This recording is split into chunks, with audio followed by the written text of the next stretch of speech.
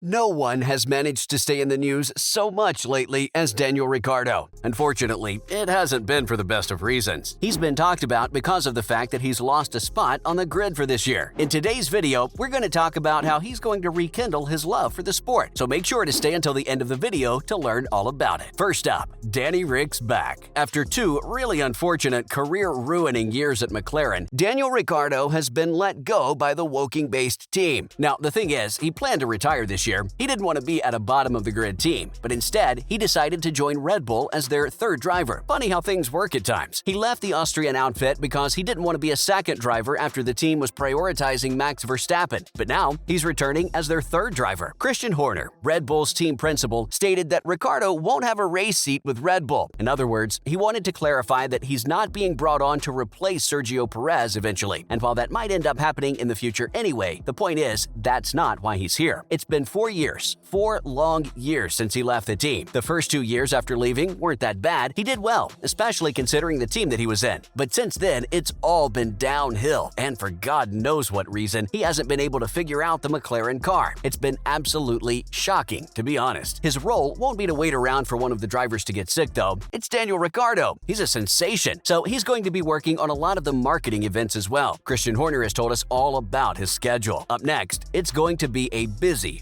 schedule. Christian Horner has stated that his expectations from Daniel Ricciardo are high and that his schedule is going to be extremely busy. He won't be present at all the races, but he's going to be really busy doing other valuable work for the team. Horner stated that he'll attend some races, and for those races, he'll be the reserve driver. He's also going to do tire testing for the team. At the same time, he's going to have a lot of work when it comes to the simulator. He's going to be helping out with that a ton. And of course, he's going to be involved in all of the commercial work with all the team's sponsors and partners. And let's not forget, Red Bull has a lot of sponsors, so he's going to have his work cut out for him. Considering how F1 is getting really popular in the United States, it's also important that Red Bull ups their marketing game in that country. And who better to do that than Danny Ric? He already lives there most of the time, and he's super popular in the country. See, folks, Daniel's charismatic and charming, and that's what everyone saw on Drive to Survive as well. Considering that most new fans from the United States come from the show, there's no way they weren't going to love Daniel. Hence, it makes perfect sense. So don't expect that Danny's just going to be chilling in the corner somewhere. Nope, he's going to be at work, which there is a lot of. At the same time, we expect him to be working on his wine and clothing brands too. Next up, Daniel had lost all interest in Formula One. Christian Horner has stated that he was extremely surprised to see that Daniel ended up without a seat at the end of the season. He stated that since Daniel grew up with Red Bull, it only made sense to bring him back into the sport. Horner also said that he believes the Honey Badger has lost interest in the sport and he's lost his love for the sport. We mean, that would make sense. His last 2 seasons weren't good at all. They were really bad, and he kept losing out to a driver who is much younger than he is and a lot less experienced. Horner also said that the entire thing made a lot of sense at Red Bull. The fact that Daniel has one of the most recognizable faces in F1, he'll be the perfect person to be the third driver and be someone who also helps out at the factory. But most importantly, it's going to be his work with the sponsors that's going to matter the most. Now, for Horner hopes that Daniel rediscovers his passion. Christian Horner has also said that he's hoping that he can rekindle Daniel's passion for the sport. And honestly, folks, we hope for that too. We're really going to miss seeing him on the grid, and we really hope one of the top teams gets him as fast as they can. But yes, this entire thing's going to be important for him. He'll get the much-needed break, but he's also going to end up getting to work with the best, well-oiled team in the sport right now. So that's going to help him out, probably. However, he did reiterate that this doesn't mean that Sergio's seat is in danger. Because, folks, a lot of us started speculating that maybe that's why Ricciardo's being brought onto the team. He noted that Perez is really important to the team, but at the same time, these fan theories aren't super far-fetched because Perez isn't getting along well with Max, and, well, it is Max's team after all. But if Christian Horner is to be believed, then his only intention is to use Daniel for the role of the third driver and for commercial activities. Only time will tell what actually ends up happening. Moving on, is Daniel heading for a soft retirement? Daniel Ricciardo is known for his charming smile. He's known for his charisma. But you know what they say, folks, beware of falling in love with the smiling sportsman because they'll be the ones who let you down in the end. Daniel's rapid decline in the last couple of years is just extremely shocking to almost everyone. He was at one point poised to be the future world champion, and then he was kicked out of a midfield team like McLaren. How did it all happen? What went wrong? Ricciardo made his final appearance on the track, at least for now, just a couple of months ago in Abu Dhabi. This brought an end to his 2 seasons of torture with the Woking-based team. But again, we ask, where did it all go wrong? For that, folks, we're gonna have to travel back in time. It was the summer of 2018 when Ricciardo decided to leave Red Bull for a very financially lucrative deal at Renault. He did well there, things weren't so bad. Of course, Red Bull was improving rapidly while Renault was still kinda declining. See folks, if back then he was okay with giving some of the power to Max, things wouldn't have been so bad. But he let go of a really good seat to get into a car that just wasn't able to win races. Now, this doesn't make sense, considering that he was the driver that really badly wanted to become a world champion. But this move rendered it impossible, and then he left that team for an even worse team. Why did he keep doing that? Following up, never let your emotions make decisions for you. Believe us when we tell you folks, this was a bad decision driven by emotion. He pissed off Christian Horner, then he pissed off Renault. As Horner once said, Daniel was running away from a fight with Max. But how did that even happen? F1's much-loved driver, the race winner, the heroic driver, was scared of a little Dutch boy. And now, after all this mess, after all this chaos, and after ruining his reputation, Daniel stating that it's his aim to be on the grid on a full-time basis in 2024. But is that something that's really going to happen? Is that even possible, folks? What we're witnessing could very well be a soft retirement. See, folks, recently, athletes are having a hard time confronting the reality of time and age. Rather than retiring completely, they decide to go to the back. They decide to go for low-key roles that save them from the much-dreaded word, retirement. Take Ronaldo, for example. He left European football to play football in a country like Saudi Arabia, where this sport is nearly not as big as it is in Europe. He wasn't good enough to play in Europe, so instead of heading to retirement, he decided to be on the sidelines for as long as he could. Granted, he'll be making $200 million a year, but y'all get the point, don't you? This is what we like to call a non-goodbye goodbye. It makes sense that this is what Danny wants. After all, retirement is traumatic for an athlete. It's also highly emotional. Finishing up, so is this a soft retirement? Now, here's the thing with athletes. Their careers are extremely short. They don't get to work till 65 like we do. Oh, how lucky. Anyway, because of that, they need to prepare themselves for life after retirement. They do so by keeping themselves popular so they can get ads. They might end up writing a book, might start a podcast, or some other sort of business to keep them big bucks coming. And Daniel did the same thing, except along the way, he lost sight of what mattered. See, folks, he started pushing his clothing and alcohol brand. He focused on it so much that his post-retirement plans ended up taking precedence compared to the sport itself. But how could that work out even? Because F1 is what gave him the popularity to do this in the first place. Now, three things can happen. Either a good team decides to hire him, despite him being old, maybe hoping they'll get a glimpse of the 2014 to 18 Daniel, or he could let go of his ego and go to a team like Haas. Finally, he could realize that he no longer needs F1 and retire for good. What do you guys think Daniel's going to end up doing? Let us know in the comments below. Make sure to give this video a thumbs up and subscribe to our channel for more videos like this, and we'll see you in the next one.